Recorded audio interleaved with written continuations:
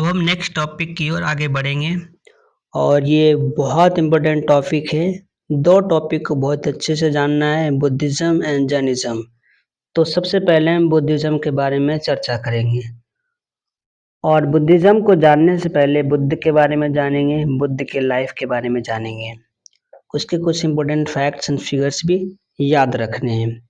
जैसे बुद्ध ही थे, बुद्धिज़्म के फाउंडर थे।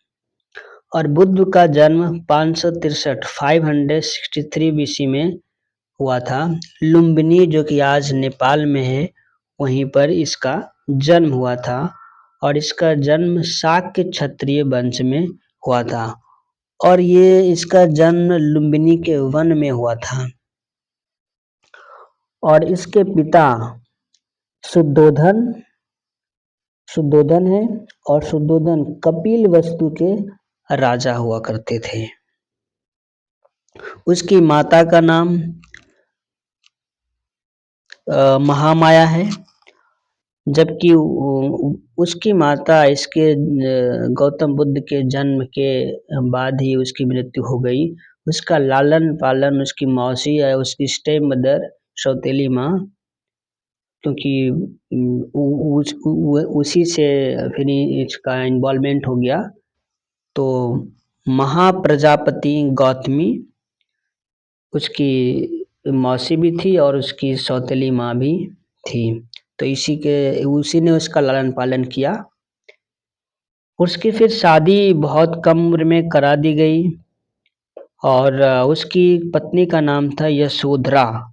और उससे एक पुत्र हुआ जिसका नाम था राहुल। और गौतम बुद्ध के जीवन में 4 दृश्य थे जो उसके जीवन को पूरी तरह से पलट दिया। राजकुमार से सन्यासी की ओर जाने का ये 4 दृश्य इम्पोर्टेंट रोल निभाता है। जैसे पहला था बूढ़े आदमी, ओल्ड मैन। फिर उसके बाद उसने दूसरा दृश्य देखता है बीमार व्यक्ति। और तीसरा देखता है मृत शरीर। और चौथा देखता है सन्यासी। और चारों ने इनके जीवन में गहरा इम्पैक्ट डाला। और अंत में इसी डिसीजन में आया कि हमें सब कुछ छोड़कर गृह त्याग करना है। और 29 की उम्र में जाकर के इसने घर को छोड़ दिया। और जब घर छोड़ा तो ज्ञान की प्राप्ति के लिए फर्स्ट टीचर के रूप में जो इसको मदद किए उसका नाम था अलारा कलाम। अलारा कलाम इनके फर्स्ट टीचर, प्रथम शिक्षक थे। और अलारा कलाम सांख्य फिलोसफर थे। बुद्धा ने 6 ईयर्स 6 वर्षों तक कठिन परिश्रम किया और 35 की उम्र में बुद्ध बन गए।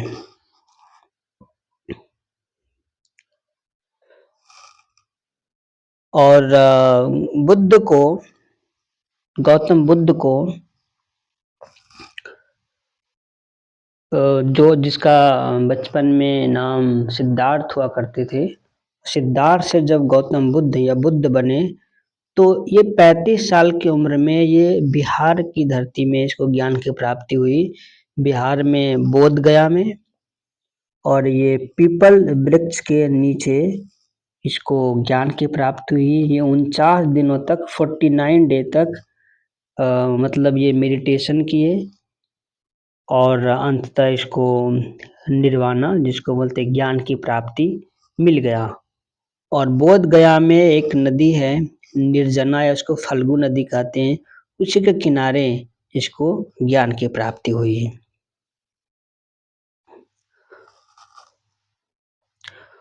और जिस घोड़े का इस्तेमाल करके घर से निकले थे, है ना, वो घोड़ा था कंठक। और जो सारथी थे इनके चन्ना। और जब ये बोध गया में अपने ध्यान में थे और ध्यान के बाद जब ये ध्यान के बाद उठे तो खीर इसको खिलाई एक किसान की, है ना, बेटी। तो उसका नाम था सुजाता। कुछ इम्पोर्टेंट इवेंट हुए हैं और उसका कुछ सिंबल याद रखने, ये इम्पोर्टेंट है। जैसे पहला जो इवेंट है बुद्ध के जीवन में, गृह त्याग को कहा जाता है महाभिनिष्क्रमण। सिंबल है घोड़ा, हॉर्स, घोड़े के जरिए उसने भागा, तो सिंपल याद रखना है।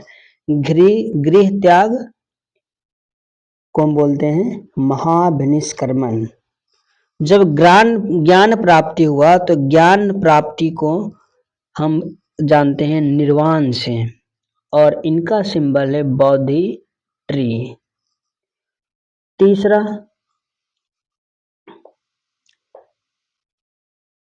तीसरा इवेंट, जब इसने अपना पहला उपदेश दिया, तो इसके पहले उपदेश जो कि यूपी में हुआ था, तो वहाँ पर उस पहले उपदेश को धर्म चक्र परिवर्तन कहा गया। धर्म चक्र परिवर्तन के नाम से जानते हैं उसको, और उसके जो व्हील हैं, चक्के हैं, ये इसके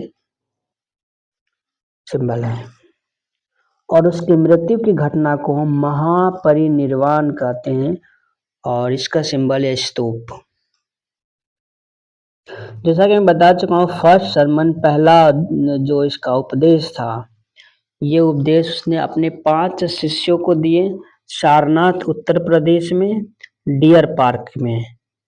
और उसकी डेथ 483 BC में हुई थी, और उस समय इसकी उम्र 80 साल थी, और इसकी मृत्यु उत्तर प्रदेश के कुशीनगर में हुई थी। बुद्ध के जीवन में ये इम्पोर्टेंट इवेंट घटे, और घटने के बाद जब बुद्ध सिद्धार्थ बुद्धा में कन्वर्ट हो गए, तो इसके कुछ डॉक्ट्रिन आए। तो डॉक्ट्रिन ऑफ बुद्धिज्म में देखते हैं कि इसमें दिया गया है 4 नोबल ट्रुथ। 4 नोबल ट्रुथ, इसका क्या मतलब है कि जीवन में 4 परम सत्य है। क्या क्या है जी? दुख, means life is full of sorrow, जीवन दुख से भरा हुआ है। दूसरा, there are cause of sorrow, दुख का कारण भी है। और तीसरा, this sorrow can be stopped, इस दुख को हम रोक सकते हैं। और चौथा था, there is a path leading to the cessation of sorrow, अब सौरों को खत्म करने का कुछ पाथ है, और उस पाथ का नाम है अष्टांगी मार्ग। मतलब जीवन में 4 परम सत्य हैं, दुख है, दूसरा दुख का कारण भी है, और तीसरा दुख को खत्म किया जा सकता है, और चौथा दुख को खत्म किया जा सकता है अष्टांगी मार्ग को अपनाकर। और ऐसा उसने माना कि दुखों का सबसे बड़ा कारण डिजायर होता है, इच्छा होता है। तो भाई ठीक है, इच्छा होता है तो इच्छा को मार लें क्या? भाई ये भी सही तो नहीं है। खैर, अष्टांगी मार्ग अपना करके आप जीवन में दुख से मुक्ति पा सकते हो।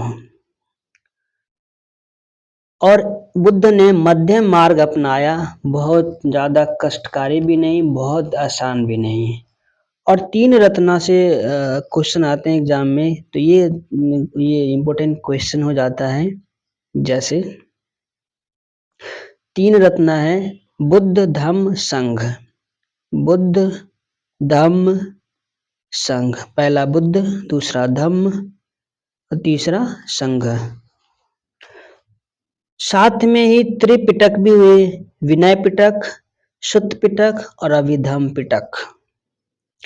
बुद्धिस्ट लिटरेचर के बारे में जानते हैं कि बुद्धिस्ट लिटरेचर में एक इम्पोर्टेंट लिटरेचर है मिलिंद पन्हो।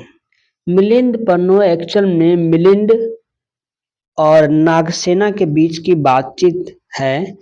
नागसेना बुद्धिस्ट को मानने वाले थे, और बुद्धिज्म को जानने के लिए मिलिंद राजा आए, और उनके बीच में जो वार्तालाप होती है, उसी वार्तालाप पर एक पुस्तक है मिलिंद पन्हो।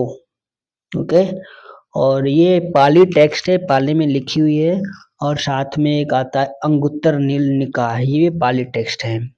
तो अंगुत्तर निकाय भी बुद्धिस्ट लिटरेचर है। और सबसे इम्पोर्टेंट जो एग्जाम में आते हैं, बुद्धिस्ट काउंसिल। पहला बुद्धिस्ट काउंसिल हुआ था, फर्स्ट बुद्धिस्ट काउंसिल, वो 483 बीसी में हुआ था। और 483 बीसी वही टाइम पीरियड है जब बुद्ध जी का मृत्यु हुआ था। इसी समय पहला बुद्धिस्ट काउंसिल हुए थे। और ये राजगीर में इसको किया गया था, पहला बुद्धिस्ट काउंसिल। और इसकी अध्यक्षता चेयरमैन महाकश्यप किए थे। और उस समय राजा जिसके संरक्षण में हुआ था, अजातशत्रु थे। फिर दूसरा बुद्धिस्ट काउंसिल 383 बीसी में स्थान वैशाली में हुआ था। और इसकी अध्यक्षता सब्बकामी किए थे। और इस समय राजा थे कालाशोक, इसी के संरक्षण में ये बुद्धिस्ट काउंसिल किए गए। फिर तीसरा बुद्धिस्ट काउंसिल हुए थे 250 बीसी में, पाटलिपुत्रा में हुआ था। और इसकी अध्यक्षता मोगलीपुत्र तिस्स ने किया था। और इस समय राजा अशोक थे। और चौथे जो बुद्धिस्ट काउंसिल थे, इनके डेट को लेकर थोड़ी कंफ्यूजन्स बनी रहती है, 98 एडी या कई जगह 72 एडी। बस इतना याद रखना है कि फोर्थ बुद्धिस्ट काउंसिल एडी में हुआ था। और ये कश्मीर में कुंडलबल में हुआ था। और इसकी अध्यक्षता वसुमित्र ने की थी। और वाइस चेयरमैन जो इस समय था, अश्वघोष था। मतलब चेयरमैन वसुमित्र, वाइस चेयरमैन अश्वघोष। और इस समय कुषाण डायनेस्टी के राजा कनिष्क की संरक्षण में ये कराया गया था।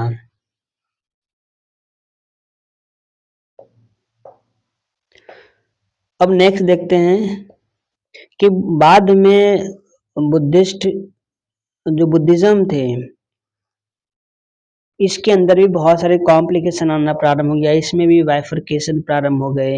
ये डिवाइड हो गए दो पार्ट में जनरली, हीनयाना और महायाना में।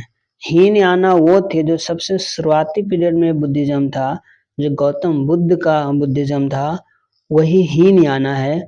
गौतम बुद्ध को एक टीचर के रूप में मानने वाले हीनयान के कैटेगरी में आए। और जो आगे जाकर के जैसे टाइम बीतता गया, जैसे हर्षवर्धन का टाइम आने लग गया, उस टाइम तक आते आते मतलब बुद्धिज्म उससे पहले ही, इनफैक्ट आप समझ सकते हो कि जो कनिष्का था, है ना, कनिष्का का टाइम में जो फोर्थ बुद्धिस्ट काउंसिल हुए थे, इसी समय बुद्धिज्म का डिवीजन हो गया था हीनयान और महायान में। तो हीनयान वाले व्यक्ति बुद्ध को, मतलब ओरिजिनल टीचिंग जो था ना, वो हीनयाना के पास था। और महायान को मानने वाले जो लोग थे, वो बुद्ध को भगवान मानते थे। और हीनयान बुद्धिज्म मानने वाले लोग मूर्ति पूजा नहीं करते थे, मूर्ति पूजा में विश्वास भी नहीं था। जबकि महायाना के लोग मूर्ति पूजा में विश्वास करते थे। इनफैक्ट बुद्ध जी की मूर्ति बनाकर पूजा पाठ करने लग गए और बुद्ध को अपना टीचर न मानकर भगवान मानना प्रारंभ कर दिए। और साथ में एक बातें और थी जो कॉम्प्लिकेशन का कारण बना। जैसे हीनयाना वाले साधारण भाषा में, जो जनमानस की भाषा हुआ करती थी, पाली भाषा, उसमें मतलब पूरा कम्युनिकेशन होता था। जबकि महायान के लोग संस्कृत, जो कि एलिट क्लास का लैंग्वेज था, वो प्रारंभ हो गया। और ज़्यादा प्रोमिनेंट जो ये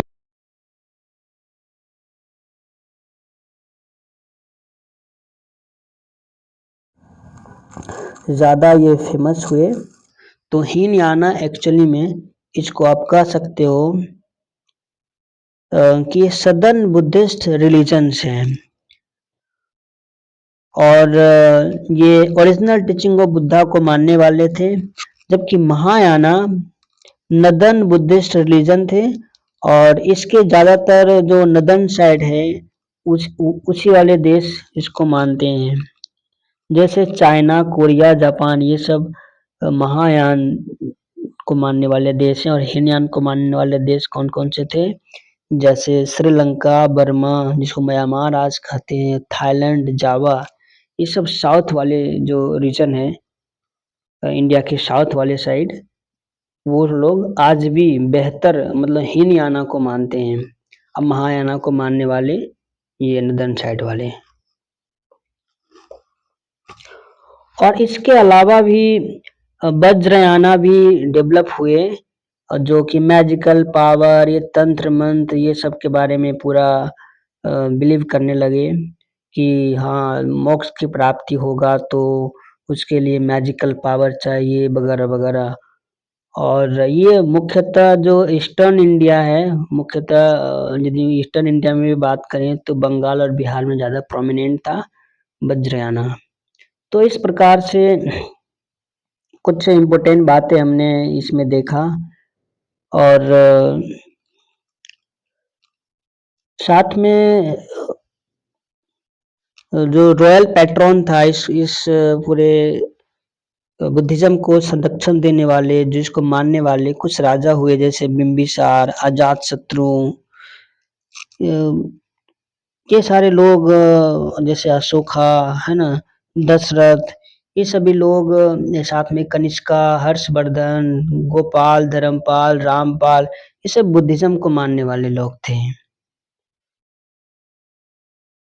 तो कुछ इस तरह। और बुद्धिज्म में अशोका ने तो बड़ा ही इंटरेस्टिंग काम किया, जिसके टाइम पीरियड में थर्ड बुद्धिस्ट काउंसिल हुआ था। उसने अपने बेटे महेंद्र और बेटी जो संघमित्रा थी उसको श्रीलंका भेज दिया प्रचार प्रसार के लिए।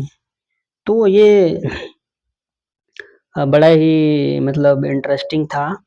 और कनिष्का ने तो जो फोर्थ बुद्धिस्ट काउंसिल थे नदन साइड फोकस किया, चाइना, कोरिया और जापान में अपने मिशन को मतलब चलाया। तो इस तरह से है ना पूरा सिस्टम चला। तो और ये एक्चुअली में जो उत्तर वैदिक काल था उसमें जो कॉम्प्लिकेशन आए थे सोसाइटी में, उसको सिंप्लीफाई करने के लिए, लोगों को जीवन में सरलता लाने के लिए इस बुद्धिज्म नाम के जो धर्म थे इसका उत्पत्ति होता है, प्रादुर्भाव होता है और समाज में दोबारा से सरलता आती है। Thank you.